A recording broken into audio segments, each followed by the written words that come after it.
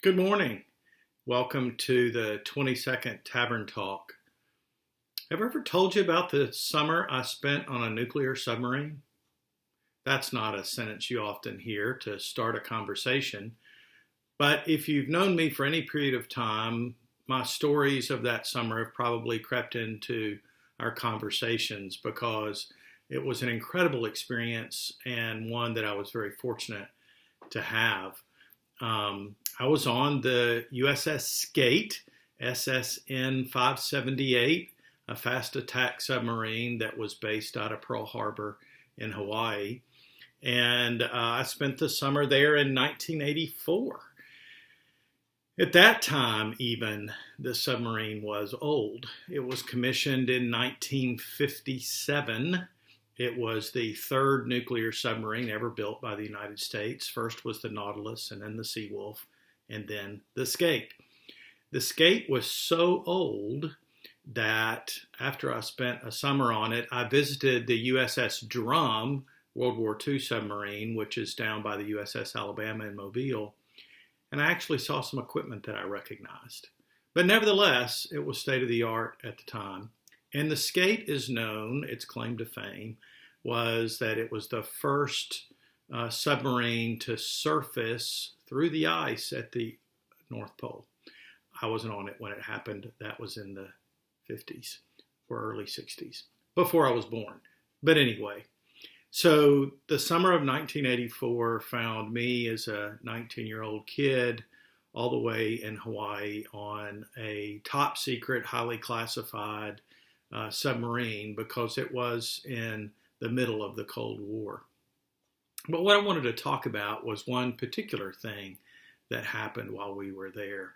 So the Skate had been in dry dock for a while, and before going back on patrols, and it was a fast attack submarine, so it didn't carry big missiles that would shoot,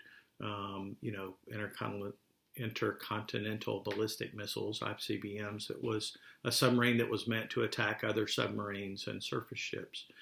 But anyway, before it would go back on patrol, it had to go through a series of sea trials to make sure that it was ready and fit to serve. And so we did a lot of things in port, just testing it. But then we got underway and spent 2 weeks at sea at any one time, and then we spent more than that. One of the tests we did was that we dove down to the submarine's test depth. Now, as you know from just swimming in a swimming pool, as you dive down deeper in the water, the pressure increases because all that water above you is pushing down on you, and you feel it in your ears when you're swimming in a pool. Well, obviously the same thing happens in the ocean with a submarine, so it has to be built to withstand those increased pressures. But not all submarines can go to any depth.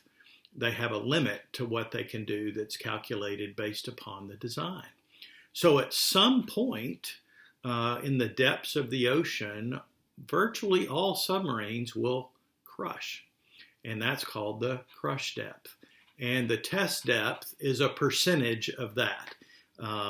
Depends on the Navy and depends on the submarine, but it's 2/3 to 75% to 90% of that crush depth. So obviously I was new to submarine life, and we did lots of different tests and lots of different exercises. But as we did this one, I happened to be in the command center called the Con. And so I knew what we were doing, and honestly was a little nervous, as perhaps you would be as well. The submarine was not only old, but it was very small compared to modern ones today. And we had a crew of over 90 on a submarine meant to hold many less. In fact, we didn't even all have bunks. But as we were diving down to this test depth, you could hear noises within the submarine, and then the leaks started. Drips at first, just from the ceiling, because it's not completely watertight at those pressures. that was a little disconcerting. So I was standing in the con, really more in the way than other people who had important things to do, but there was a drip coming at my station down through the equipment. There's no empty space in a submarine of that era. It's pipes and cables and stuff everywhere, but it was water dripping. And as we dove deeper, the drips got more frequent. And the executive officer happened to walk by and he said, "Sailor, how long has this leak been going on?" And I'm like, well, at what depth did it begin? I was like, keep a lookout on it. I said, "Yes, sir." So I watched the drip and started counting the drips, like how many drips per minute, because what else could he possibly ask, right? Well, the drips turned into a little stream and then a more steady stream. And I was a little nervous, but everybody seemed to be pretty cool and other people could see it. And that wasn't the only leak. The executive officer walked back by and he said, "Oh, we have a stream now." I said, "Yes, sir." He said, "How many gallons per minute?" I don't know about you, but nobody ever taught me to look at a stream of water and tell how many gallons per minute. Anyway, we leveled out at test depth. We still had a steady stream of water, and we stationed leak watches all over the boat for people to watch and observe the leaks as they happened. Why do I go through this long story about a submarine, which some of you are probably bored by now and others are now busy looking up the skate on the internet? It's there. But it's about pressure. I mean, do you ever feel pressure? We feel pressure of all types and all sorts in this day and age. And sometimes the pressures are great. They're pressures to look a certain way or to behave a certain way or to do your job a certain way or to carry yourself a certain way.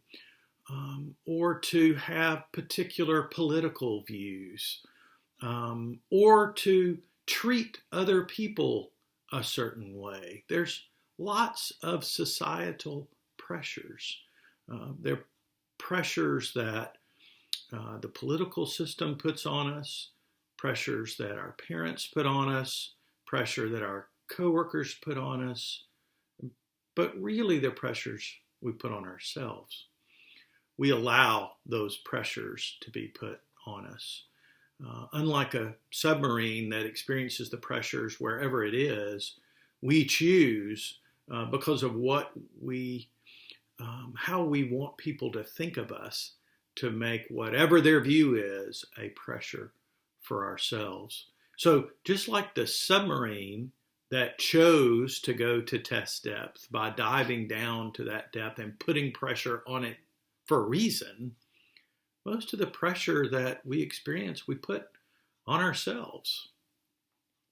And pressure isn't always bad. Sometimes pressure is good.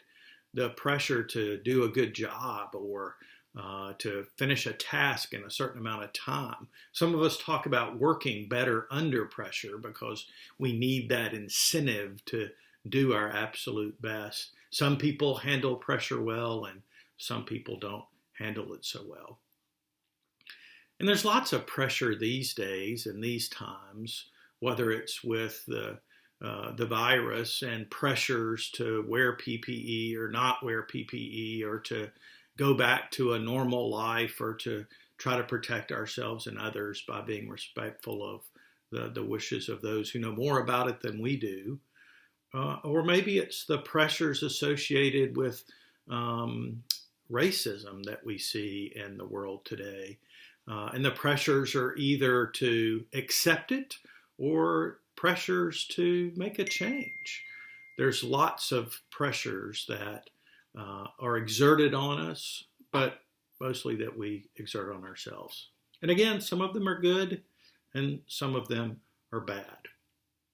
So what do we make of it? What do we do about it? How do we deal with the pressures that we experience? Well, so far as the Bible is concerned, there's lots of examples of people experiencing pressures of all sorts, those pressures that they put on themselves. And interestingly enough, whether you're talking about biblical times or today, God is not the one putting pressures on us. It's either our own human nature, our inherent evil desires or self-preservation that put pressures on us, or it's pressures that we succumb to from society. But a great example of someone who dealt with lots of pressures and had a life that perhaps we can relate to, even though it was much different than our own, was that of David, believe it or not. Let's look at his life. And if you want to read about it, it's fascinating. You can find the story of David in the Old Testament in 1st and 2nd Samuel, which is more of the graphic details. But then he's also talked about in Chronicles, which was a little more vanilla, not as exciting and toned down a little bit, because David led a pretty interesting life. We're not going to talk about his whole life, but let's hit some of the highlights. David started out as the youngest of 8 brothers. So you can imagine what that was like, being the youngest. He was probably sheltered, but also pretty sure of himself, as we see later. At a young age, a prophet came to see his father Jesse and their family, and noted that David would be a king one day. Of course, whether everybody believed that or not, David heard it, and I'm sure that was always in his mind. And while not all of us were anointed as children to someday be king, in our society, particularly as Americans, we're all taught that we can do and be whatever we want to be. And that's true for most people, but there are limitations on a great deal of our number. But regardless, we stand a lot better off than the majority of the people in other parts of the world, especially in lesser developed countries. We really do have opportunities that they don't have. But anyway, David was a very talented musician. He played the lyre, a little harp kind of thing, and wrote music and was pretty well known for that. He was so well known that he was chosen to play for the then king, Saul, which made David acquainted with the king. So here is a young boy anointed to be king who's now rubbing elbows with the king because he's playing his music. Well, the Old Testament's full of lots of battles and armies and people defeating and fighting and whatnot. And without getting bogged down in that, just take it as a given. And so Saul, as king, was leading his army against some others. David's brothers were all off at war. And David was home being a shepherd. And I'm sure if you read between the lines, it's because he was the youngest and maybe his mom and his dad wanted to make sure he was safe. But his dad did let him take some provisions to his brothers who were in battle. We learned from one of the brothers that he thinks David's just going because he wants to see the battle. But anyway, it's while David is there that he learns, and we learn from reading, that a giant named Goliath, story sound familiar now, had been taunting these Israelites. This giant was saying, come on, somebody come and fight me. So David gets there, and of course he knows the king, and he sees his brothers, and he says, well, maybe I'll take him on. What do you get if you do? Oh, well, you get, you don't have to pay taxes anymore. You get all kinds of gold. It's a wonderful thing. So David says, well, I'll take on this giant. And people laugh and people scoff. But he finds himself back in front of Saul and expressing that he'll take him on. Saul gives him his armor and his sword and, pushes him out there. David says, no, I don't need all that. I've fought as a shepherd. I've fought off bears and tigers. I can deal with a giant. Sure enough, you know how the story goes. David conquers Goliath with his slingshot and one rock with a shot right to the forehead. Well, you can imagine that David's fame and popularity grew greatly after that. And David became very popular, so popular that it threatened Saul. And Saul didn't appreciate all the attention David was getting. And so Saul plotted to kill David. So begins David's roller coaster ride. His pressures that he puts on himself are ones based on his self-concept of achieving and being more than he is and being bettering himself in his world. Maybe it was because a prophet said that he would be king one day, excuse me, or maybe it was just the way David was made. But it gave him a certain encouragement to be able to take on Goliath, and it was that pressure to achieve that allowed David to do it with God's help. And then that is also what caused him to cross paths with Saul in a bad way. So what pressure brought him up also caused a pressure for David to have to run and hide, which he did. And continuing on in David's life, Saul and Saul's sons end up dying. Saul actually kills himself in battle, and so the people go and get David and want him to be king. And so David becomes king, not just of the empire that Saul ruled, but a joint, unified Judea, all the Israelite clans in one country, as it were. And he brings the Ark of the Covenant back to Jerusalem, and David's on top again. And that's still not enough, he putting pressures on himself succumbs to pressures that society put on him. And that's another story we learn from David that you probably know that deals with Bathsheba.